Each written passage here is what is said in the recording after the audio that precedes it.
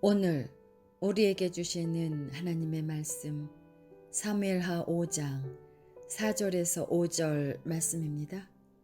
다윗이 나이가 30세에 왕위에 올라 40년 동안 다스렸으되 헤브론에서 7년 6개월 동안 유다를 다스렸고 예루살렘에서 33년 동안 온 이스라엘과 유다를 다스렸더라.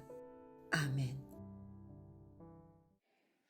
오늘 본문 중에 다윗이 30살 때쯤 되었을 때 왕의 자리에 올라갔다, 그렇게 기록되어 있죠.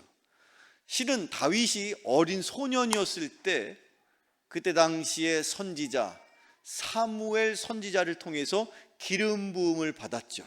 기름 부음이라는 것은 어떤 의미가 있습니까?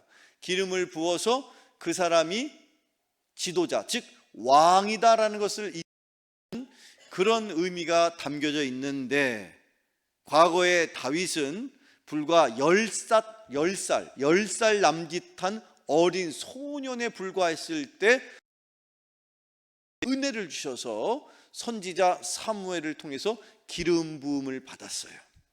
그런데 문제는 그렇게 기름 부음을 받았다고 해서 바로 왕이 될 수 있었습니까? 그렇지 않죠. 기름 부음을 받았을 때 나이가 대략 10살에 불과한 소년이었는데, 그 소년에 불과했던 다윗이 1년이 가고 5년이 가고 10년, 15년, 무려 몇 년? 20년이 되어서 결국 30세쯤 되었을 때 그가 왕이 되었습니다. 그러면 기름 부음을 받고 무려 20년을 그는 기다린 거예요. 근데 그 기다리는 동안 아무 일도 없었으면 좋았을 텐데, 기다리는 동안 동과식 서가숙하면서 얼마나 힘들고 어려운 환난과 역경과 고난 속에서 살았는지, 심지어 당시에 왕인 사울이 그 사위였던 다윗을 죽이려고 쫓아다니면서 죽을 고비를 넘기면서 20년을 지난 거예요.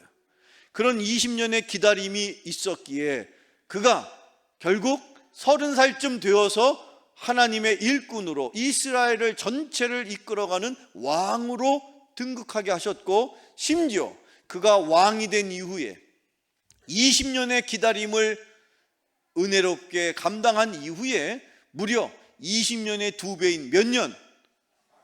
40년을 그가 왕으로 다스릴 수 있도록 하나님께서 은혜로 이끌어 주셨습니다. 여러분, 힘들고 어려운 환난 속에 있다면 다윗처럼 힘들고 어려운 환난 속에서도 포기하지 말고 그 힘들고 어려운 속에서도 하나님을 구하십시오.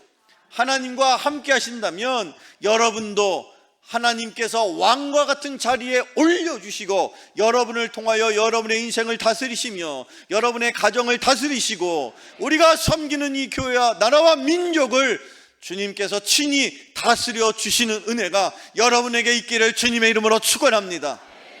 20년을 기다렸어요. 그리고 나서 40년을 하나님 앞에 그의 인생을 왕으로 드렸던 것처럼 힘들고 어려운 인생길 포기하지 마십시오. 분명 하나님의 예비하심이 있습니다.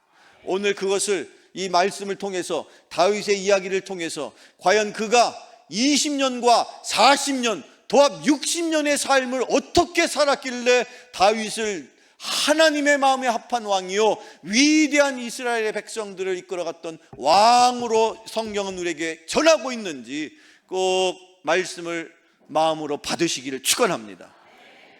이 말씀, 특별히 사무엘하 5장 말씀 속에 다윗이 성공할 수 있는, 즉 형통할 수 있는 비결이 3가지가 있고, 그것을 하나씩 한 단어 한 단어 살펴볼 거예요. 그 첫 번째 단어는 무엇입니까? 동행하십시오. 여러분은 누구하고 동행하고 계십니까? 여러분의 인생은 누구와 동행하느냐가 여러분의 인생을 결정하는 것입니다. 여러분, 복된 자와 동행하시기를 바랍니다. 능력 있는 자와 동행하시기를 바랍니다. 그러나 무엇보다도 여러분은 하나님과 동행하는 자 되기를 축원합니다. 다윗이 그렇게 하나님과 함께 했어요. 성경을 읽어볼까요? 사무엘하 5장에 있는 말씀인데 같이 읽어요. 시작. 만군의 하나님 여호와께서 함께 계시니 다윗이 점점 강성하여 가니라. 아멘. 만군의 하나님이라고 표현하고 있죠. 여기 이 만군이라는 게 무슨 의미가 있습니까? 왜 하나님을 만군의 하나님이라고 말합니까? 여기 이 만군이라는 것은 많은 군대라는 뜻이에요. 왜 하나님 앞에 많은 이 천지우주 만물이 군대로 보일까요? 하나님이 명하시면 명령대로 따라야 하니까.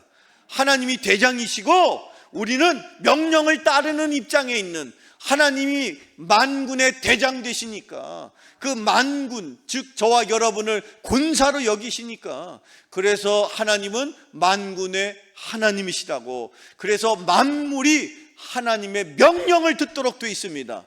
이 세상 천지우주 만물이, 태양도 하나님의 명령을 듣는 것이고, 달도 별도 바람도 물도 공기도 하나님의 명령을 듣는 것입니다.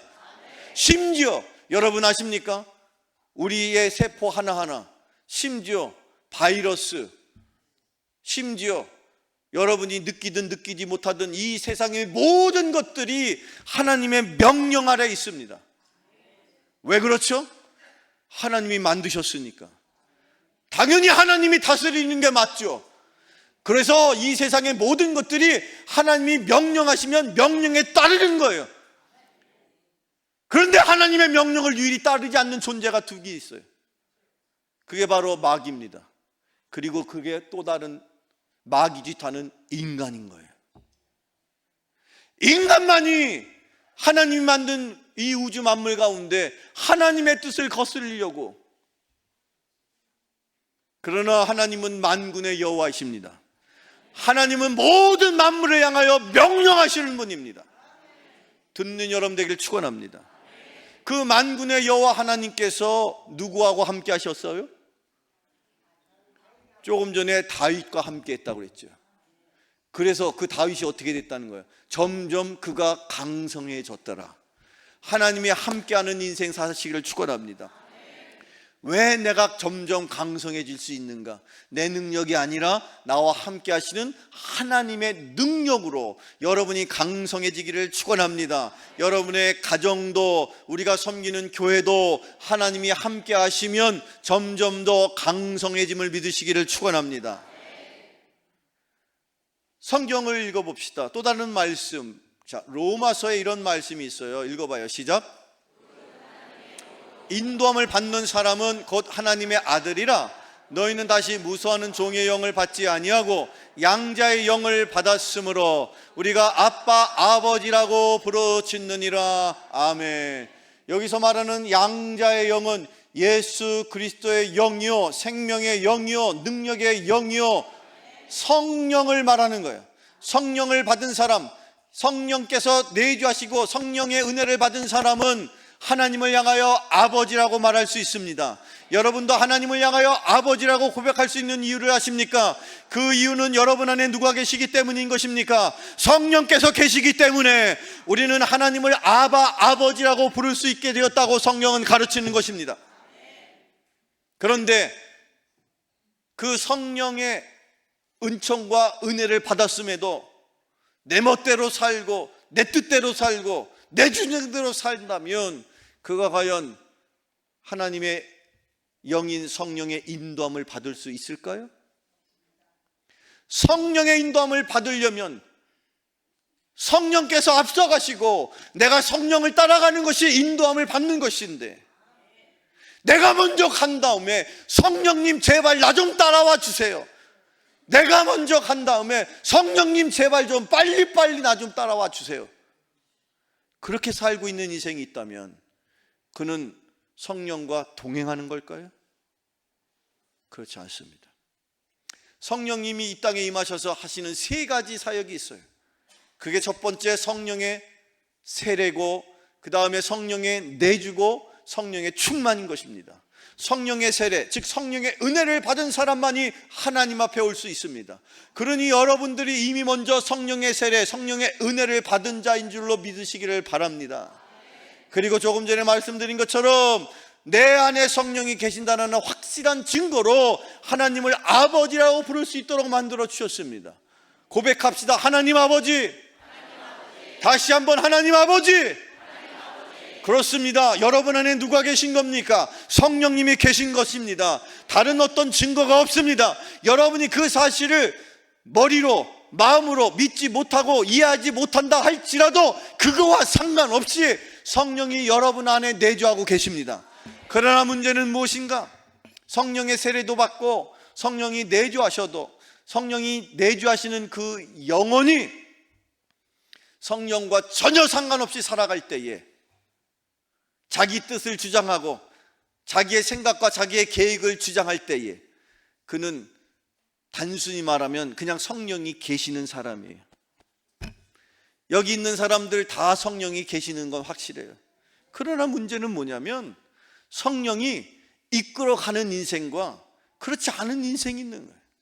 성령이 이끌어가는 인생, 다윗이 그런 인생을 살았다는 거예요.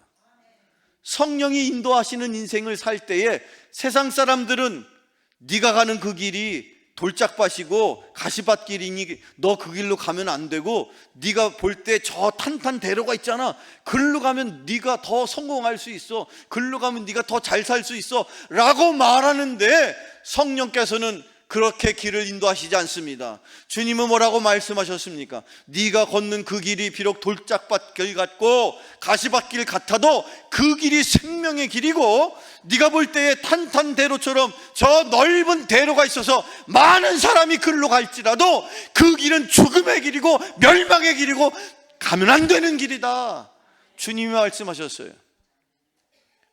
사랑하는 성도 여러분, 성령의 인도함을 받는 자가 하나님의 자녀라고 말합니다. 여러분이 그런 자녀 되기를 축원합니다. 그게 바로 동행하는 거예요. 성령 충만할 때에 우리는 주님과 동행할 수 있습니다. 두 번째, 또 다윗의 삶 속에 또 우리가 기억해야 될 중요한 단어가 있어요. 그것은 바로 두 번째 무엇입니까? 기도하시는 여러분 되기를 축원합니다. 기도하면 하나님이 듣고 계십니다. 기도하는 하나님이 응답해 주십니다. 그러니 기도하는 여러분 되기를 축원합니다. 성경을 읽어보세요. 다윗이 어떻게 기도했습니까? 사무엘하 5장에 있는 말씀 시작.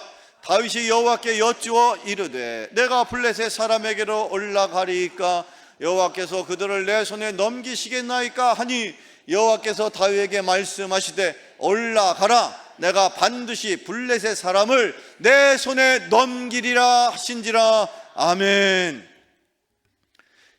다윗은요 여호와 하나님께 여쭈었습니다. 그리고 여호와 하나님은 다윗에게 말씀해 주셨습니다. 다윗은 여쭙고 하나님은 말씀하시고 다윗이 여쭙고 하나님이 말씀하시는 것, 그것이 기도인 것입니다. 여러분도 그렇게 기도하시기를 바랍니다. 내가 이렇게 하고 저렇게 해놓고 나서 하나님 내가 해놓은 일 이거 하나님이 책임져 주신다고 했잖아요. 언제 하나님이 여러분 책임져 주신다고 했습니까? 네 멋대로 해놓고서는 하나님 앞에 와가지고 하나님 제발 제가 이거 한 거 성공하게 해주세요. 제발 이거 한 거 잘 되게 해주세요. 그러려면 그 전에 하나님에게 물어봤어야지. 다윗은 지금 묻고 있잖아요. 블레셋하고 전쟁을 해야 되는데 이거 이렇게 해야 되겠습니까? 저렇게 해야 되겠습니까? 다윗은 여쭈어 봤단 말이에요. 그러니까 하나님이 일일이 그래 그때는 이렇게 해야 되고 그때는 저렇게 해야 된다. 이게 기도인 것입니다. 근데 여러분은 기도를 어떻게 해요? 거꾸로 하고 있어요. 내가 하고 싶은 대로 해놓고 나서 그때 가서 비로소 하나님 이거 어떻게 해야 됩니까? 그때 가서 우왕좌왕합니다. 하나님이 그러십니다. 내가 그러니까 너 진작에 나한테 물어봤어야지. 그러면서 여러분 하나님 앞에 떼쓰듯이 기도한다고 응답이 안 되죠. 여쭈어 보세요. 내가 과연 이 길로 가야 되겠습니까? 아니면 저 길로 가야 되겠습니까? 다윗이 그런 기도했기 때문에 그가 성공할 수 있었어요. 성경을 계속 읽어봅시다. 신약성경 마태복음, 예수님이 기도에 대해서 이렇게 가르치십니다. 읽어봐요. 시작.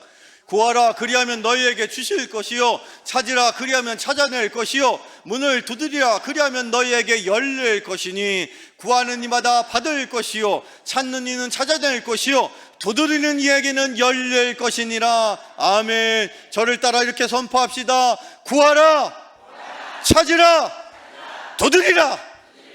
다시 한번 구하라, 찾으라, 두드리라.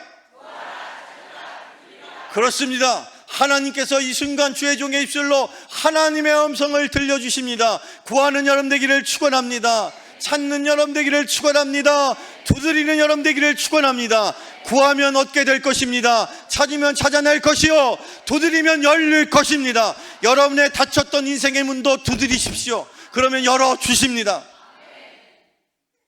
엉뚱한 문에 가가지고 두드리지 말고, 하나님 제가 어디에 문을 두드려야 됩니까? 하나님 제가 어디 가서 찾아야 됩니까? 먼저 하나님의 뜻을 구하고 그렇게 하나님께서 인도하시는 그 길을 걸어가시는 여러분 되시기를 주님의 이름으로 축원합니다. 자, 끝으로 세 번째, 우선 먼저 다윗이 성공할 수 있었던 그 분명한 비결, 키워드, 첫 번째 뭐예요? 동행. 두 번째 뭐예요? 기도. 그리고 세 번째 뭘까요? 복종입니다. 성경을 읽어봐요. 사무엘하 5장에 이렇게 기록되어 있어요. 시작.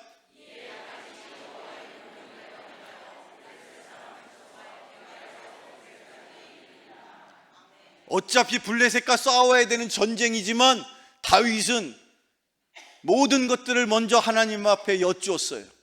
그때마다 하나님이 이렇게 해야 된다, 저렇게 해야 된다. 때로는 이해가 안 되고 때로는 받아들일 수 없는 상황에 있었음에도 불구하고 그 다윗은 여호와 하나님의 명령대로 그가 행하였다라고. 사랑하는 성도 여러분, 하나님의 명령대로 살아가시기를 바랍니다. 그러면 여러분의 인생은 성공의 길로, 형통의 길로, 행복의 길로, 아멘의 길로 가게 될 것입니다. 그런데 여러분, 이 명령을 따르는 그런 인생을 하나님이 복 주시겠다고 말씀하셨는데 왜 여러분은 그 길을 걷지 못할까요? 그 이유가 누구에게 있습니까? 여러분의 남편 때문에 여러분이 분해갑니까? 여러분의 자식 때문에 여러분 부모님 고생한다고 생각하십니까? 구약성경 신명기에 모세를 통해서 하나님은 이렇게 말씀하셨어요. 오늘 제가 준비한 마지막 말씀입니다. 같이 읽어봐요. 시작.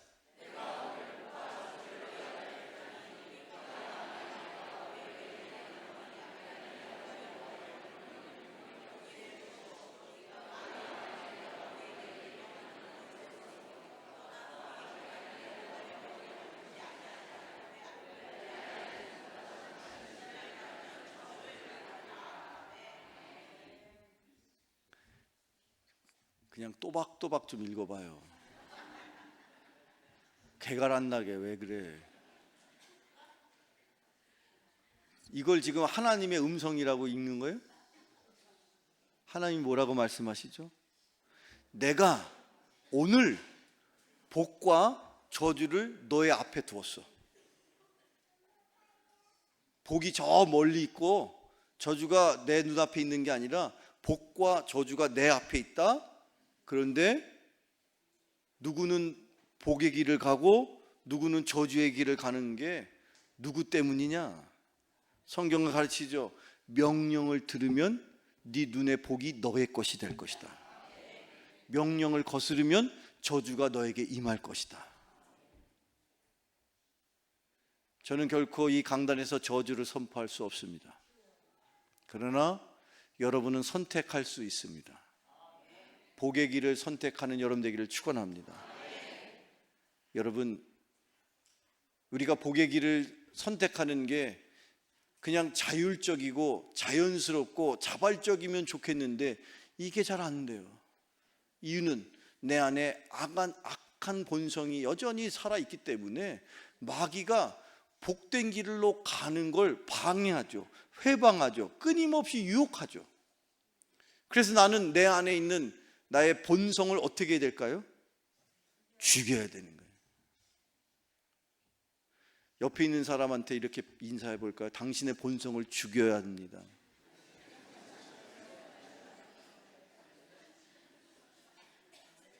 속으로 너부터 죽어라.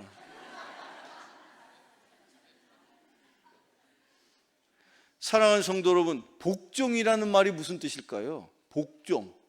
복종이라는 말은요, 잘 들으세요.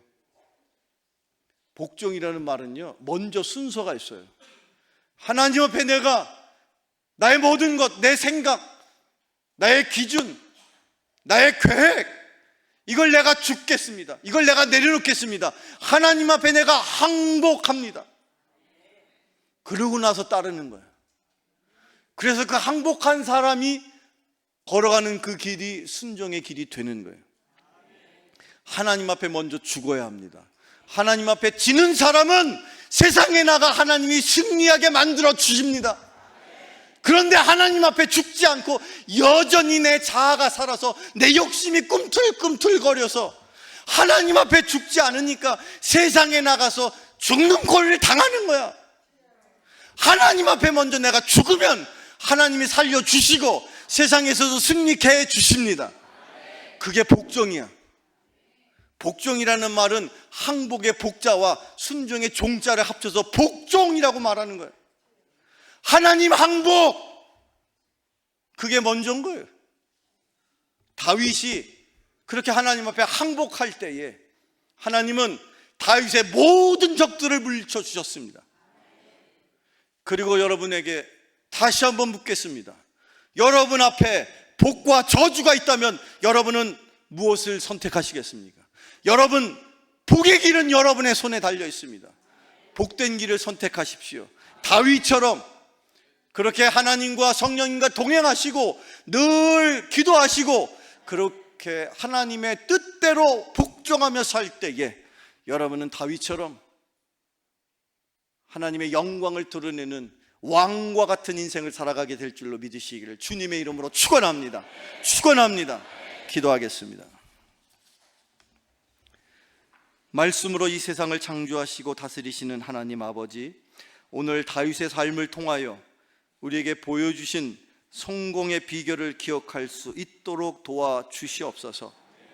주님과 동행하며 끊임없이 기도하고 말씀을 철저하게 따라 순종하며 살아갈 수 있도록 복 내려 주시옵소서. 예수님의 이름으로 기도하옵나이다. 아멘.